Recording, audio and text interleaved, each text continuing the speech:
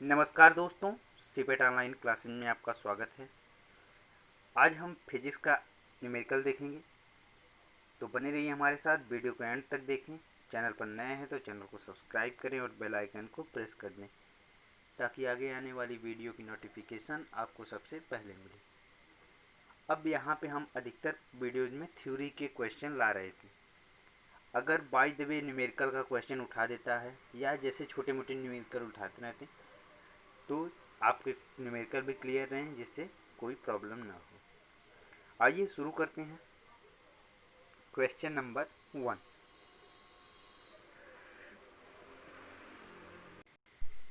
हिंदी वाले हिंदी में और इंग्लिश वाले इंग्लिश में समझते चलें। क्वेश्चन बाई लैंग्वेज है। Question number 1। 1 ग्राम बर्फ को 0 डिग्री सेल्सियस ताप से वाष्प में 100 डिग्री सेल्सियस तापक्रम तक ले जाने के लिए कितने कैलोरी ऊष्मा की आवश्यकता होगी। तो यहाँ से हम 0 डिग्री से 100 डिग्री तक ले जाने में कितनी ऊष्मा की आवश्यकता होगी, तो उसमें हमारी लेटेंट हीट यानी गुप्त ऊष्मा भी होगी। ले जाने में 0 से 100 तक ले जाने में हमें गुप्त ऊष्मा भी लगेगी और वाष्पन की भी गुप्त ऊष्मा लगेगी। पहले तो हम 0 डिग्री से 100 तक ले जाएंगे, फिर उसके बाद 100 तक ले जाने में जो गुप्त ऊष्मा प्लस वाष्पन ऊष्मा लगेगी। आइए देखते हैं। गलन की जो गुप्त ऊष्मा होती है जनरली वो हमारी 80 कैलोरी होती है। 80 कैलोरी होती है। और 0 अंश से जब हम ले जाएंगे परिवर्तन के लिए तो ये हमारी ऊष्मा 80 कैलोरी।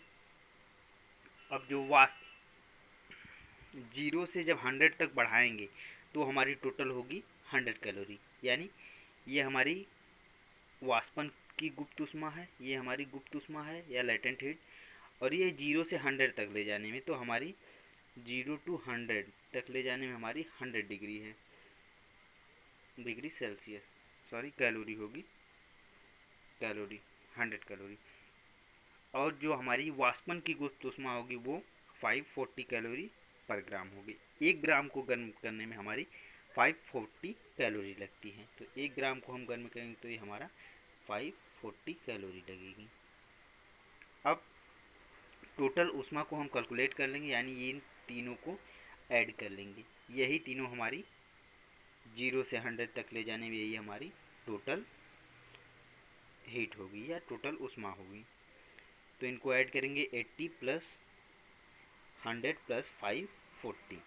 ये ऐड करेंगे टोटल हमारा आएगा 720 कैलोरी। तो ये हमारा राइट आंसर होगा हमारा 720 कैलोरी। Question number 2। अगर आपके पास भी कोई क्वेश्चन है तो ज़रूर कमेंट बॉक्स में कमेंट करें या मैं मेल दे दूंगा, उस पर भी मेल कर सकते हैं। क्वेश्चन नंबर 2 देखते हैं।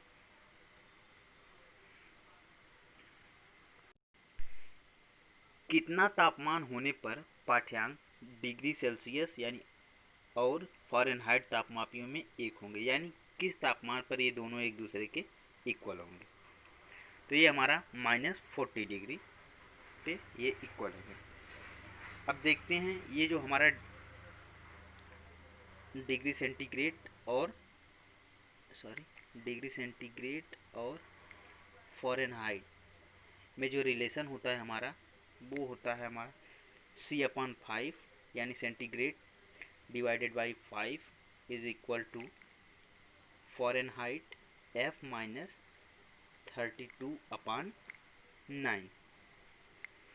तो हम इसका अगर प्रूफ देखें तो हम प्रूव करेंगे कि यहाँ से -40, तो यहाँ से हम सेंटीग्रेड को चेंज करेंगे फ़ारेनहाइट में, तो C की वैल्यू निकालेंगे तो हम यहाँ पे -40 रखेंगे और ये -32 मल्टीप्लाई बाई 5/9। तो यहाँ से जब इसको सॉल्व करेंगे तो हमारा आएगा -40। तो जब -40 पे हमारा सेल्सियस और फ़ारेनहाइट दोनों का पाठ्यांक जो होता है यानी सेम होता है, दोनों इक्वल होते हैं। क्वेश्चन नंबर 3, कितने बिंदु पर फ़ारेनहाइट तापक्रम सेंटीग्रेड तापक्रम का दूना होता है, यानी किस पॉइंट पर फ़ारेनहाइट का जो टेम्परेचर होता है वो सेंटीग्रेड का 2 टाइम्स होता है। तो यहाँ से हमारा जो फॉर्मूला होता है पिछले क्वेश्चन में बताया कि C/5 is equal to F-32/9, ये हमारा फॉर्मूला है। अब यहाँ से F के जगह पे हम यहाँ पे दिखा रहा है दूना, यानी F के इक्वल टू हम रखेंगे 2C, यानी 2 डिग्री सेंटीग्रेड। तो F के जगह पे हम जब दूना करेंगे तो ये हमारा हो जाएगा C/5, ये हमारा 2C-32/9। अब यहाँ से जब C की वैल्यू निकालेंगे तो ये हमारा होगा C इज इक्वल टू हमारा आएगा 160। तो 160 डिग्री सेल्सियस पर हमारा जो फ़ारेनहाइट का टेम्परेचर रहेगा वो सेंटीग्रेड का 2 टाइम्स रहेगा। तो राइट आंसर हमारा option number D, 160 degree Celsius. Question number 4, मानव शरीर का तापमान 98.4 डिग्री फ़ारेनहाइट है, इसके बराबर डिग्री सेल्सियस में तापक्रम है। तो फ़ारेनहाइट टेम्परेचर पे हमारी बॉडी का टेम्परेचर फ़ारेनहाइट पैमाने पे इतना है, तो इसको हमें सेंटीग्रेड में कन्वर्ट करना है। तो हम डायरेक्ट पिछले फार्मूले को C/5 is equal to F-32/9, तो यहाँ से डायरेक्ट हम C की वैल्यू निकालेंगे। C को सॉल्व करेंगे तो ये हमारा आएगा F-32 पूरे के मल्टीप्लाई 5/9। अब यहाँ से हम फ़ारेनहाइट के जगह पर 98.4 रख देंगे, तो ये हमारा C की वैल्यू आएगी 98.4 माइनस 32 मल्टीप्लाई बाई 15/9। इसको जब सॉल्व करेंगे तो हमारा ये डिग्री सेल्सियस है, डिग्री सेल्सियस में आएगी इसकी value, degree Celsius is equal to 36.89 degree Celsius, यानी हमारा राइट आंसर होगा option number B, 36.89 degree Celsius. Question number 5, यहाँ पे दिया है 40 डिग्री सेल्सियस, 40 डिग्री सेल्सियस का मान फ़ारेनहाइट स्केल में, यानी 40 डिग्री सेल्सियस का मान फ़ारेनहाइट स्केल में क्या होगा। तो यहाँ से हम डायरेक्ट एफ की वैल्यू, पिछले क्वेश्चन से हम एफ फ़ारेनहाइट का मान निकालेंगे। एफ इक्वल टू होगा, पिछले फॉर्मूले से हम देखेंगे तो F is equal to 9/5 C plus 32। अब यहाँ से हमें C का मान दिया है, सेल्सियस को फ़ारेनहाइट में कन्वर्ट करना है, तो हम C की जगह पे 40 रख देंगे। तो ये हमारा 9/5 मल्टीप्लाई बाई 40, C के जगह पे 40 प्लस 32। अब इसको सॉल्व करेंगे तो हमारा F की वैल्यू आएगी, F is equal to 72 plus 32, यानी ये हमारा आएगा 104। 40 डिग्री सेल्सियस का मान जो फ़ारेनहाइट में हमारा आया है 104, तो इसका राइट आंसर होगा option A, 104 Fahrenheit. Question number 6,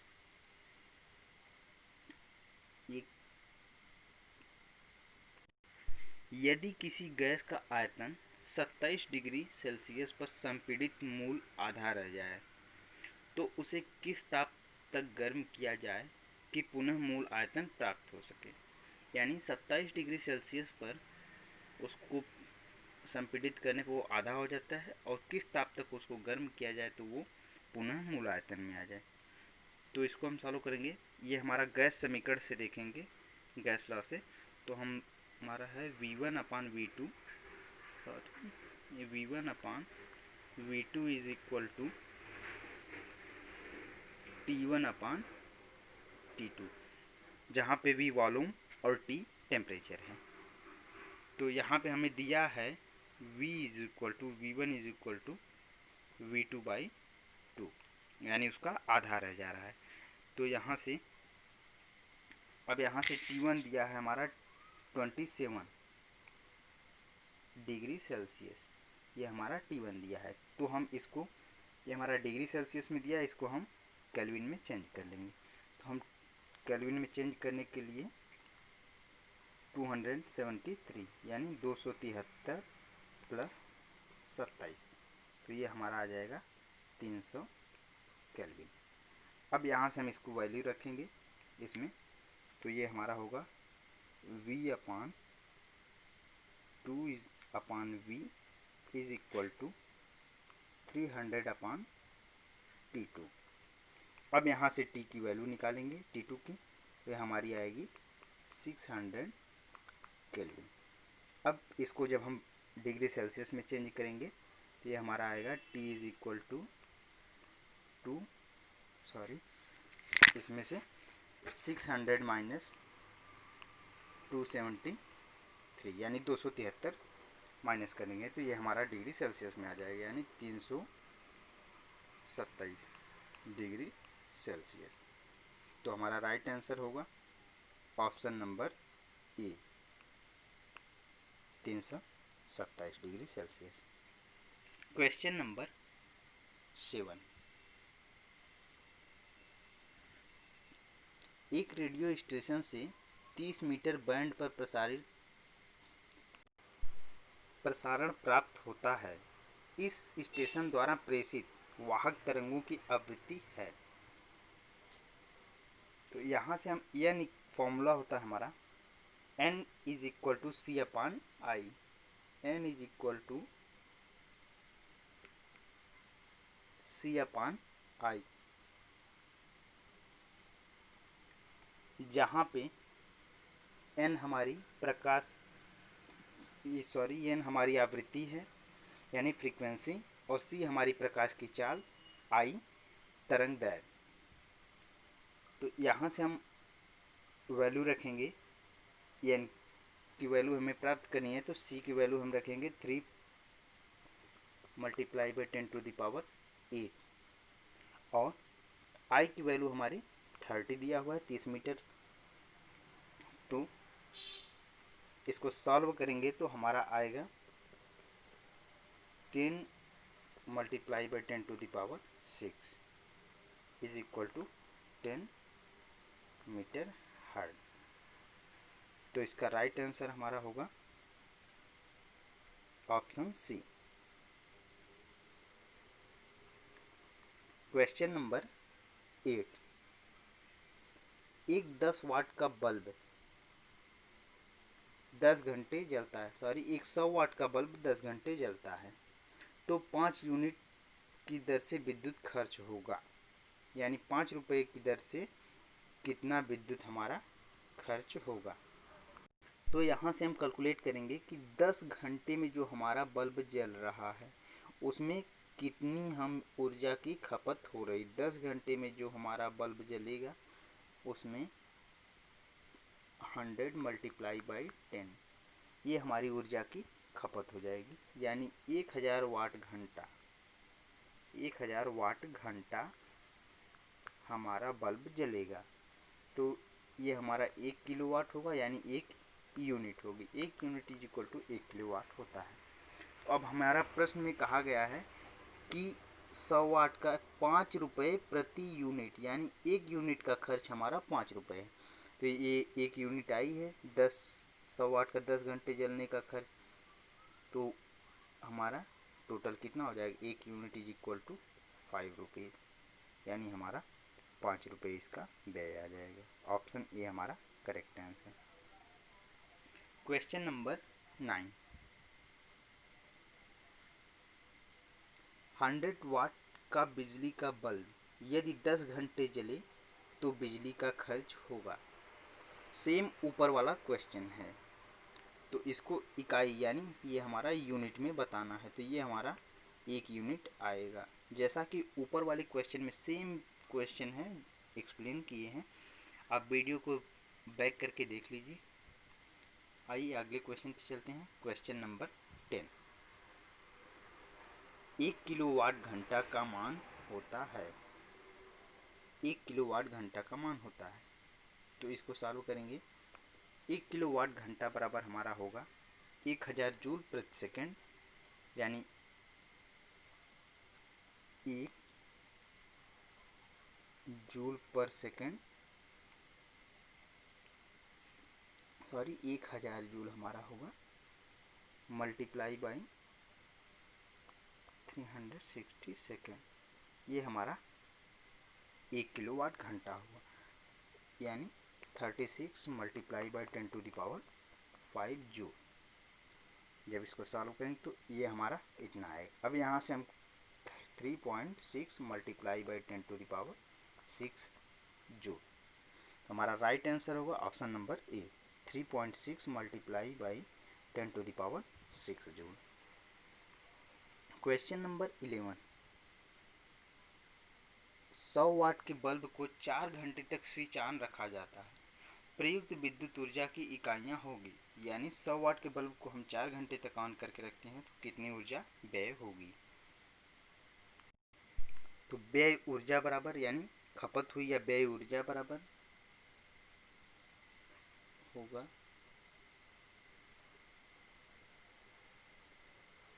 व्यय ऊर्जा बराबर हमारी 100 वाट का बल्ब है और 4 हावर हमारा जल रहा है, यानी टोटल होगा हमारा 400 वाट घंटा, वाट हावर, ये हमारा 400 वाट घंटा चल रहा है, तो ये हमारा हो जाएगा 0.4 किलो वाट घंटा, ये हमारा हो जाएगा 4 यूनिट।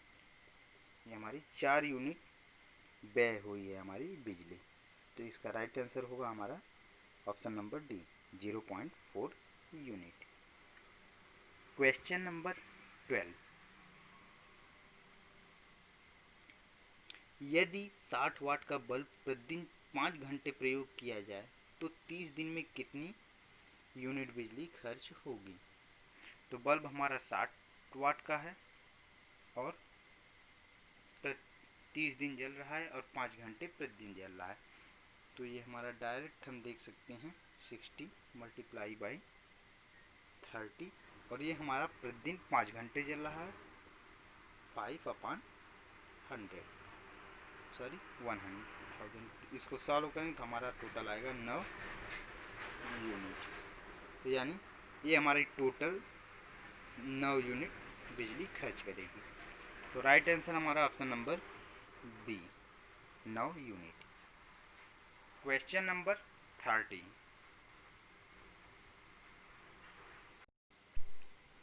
एक सुरंग में 100 वाट क्षमता वाले 5 बल्ब लगातार 20 घंटे तक जलाए जाते हैं। संपूर्ण विद्युत खर्च होगी, यानी सुरंग में 100 वाट के बल्ब 20 घंटे तक लगातार जलाए, तो 100 वाट का बल्ब है मल्टीप्लाई बाई 20, यानी 20 घंटा तक जल रहे हैं, तो ये हमारा हो जाएगा किलोवाट घंटा, यानी 1। अब इसको सॉल्व करेंगे तो हमारा आएगा 2 यूनिट। इसका राइट आंसर होगा हमारा option number C, 2 unit. Question number 14। ये कुछ अच्छे लेवल के क्वेश्चन है जो जनरली अक्सर एग्ज़ाम में पूछे जाते हैं, जैसे डायरेक्ट फार्मूला बेस होते हैं, तो इसीलिए हम ये क्वेश्चन करा रहे हैं ताकि एग्ज़ाम में आ जाए तो किसी को प्रॉब्लम ना हो, आसानी से सॉल्व कर लें। और पुरानी वीडियो में जितने भी क्वेश्चन बताए गए हैं वो मॉडल पेपर में अधिकतर क्वेश्चन मिल रहे हैं, तो कहीं ना कहीं हम लोग सही दिशा में पढ़ाई कर रहे हैं। तो आइए क्वेश्चन नंबर 14 देखते हैं। 220 वोल्ट जनरेटर से एक बल्ब जुड़ा है, धारा 0.5 एम्पियर है, बल्ब की शक्ति क्या होगी।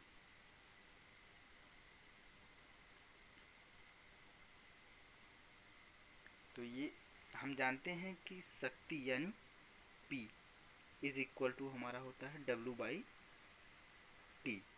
जहाँ P हमारी ऊर्जा है और ये हमारा W कार्य है और T हमारी टाइम यानी समय है। अब हम W इज इक्वल टू जानते हैं होता है W is equal to VIT। W is equal to VIT। अब यहाँ से W की जगह पे हम रखेंगे तो हमारा होगा VIT/T।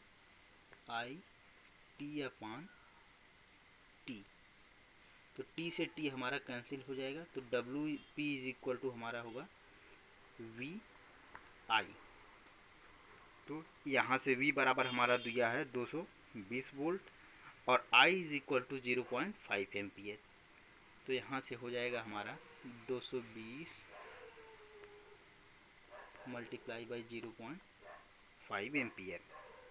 तो ये सॉल्व करेंगे तो हमारा आएगा 110 वाट।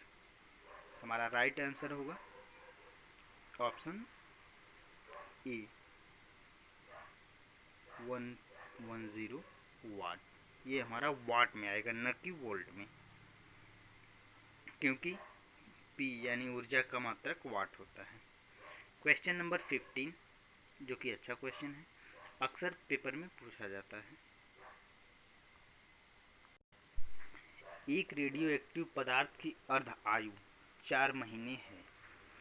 इस पदार्थ के 3/4 का क्षय होने में समय लगेगा, तो उसके 3/4 यानी 3/4 को डिस्ट्रॉय होने में कितना टाइम लगेगा, यानी उसका क्षरण होने में कितना टाइम लगेगा। तो जब T हाफ यानी अर्ध आयु में T half is equal to 4 month, यानी आधा उसका क्षय होने में आधा क्षय होने में हमारा 4 महीने लगता है।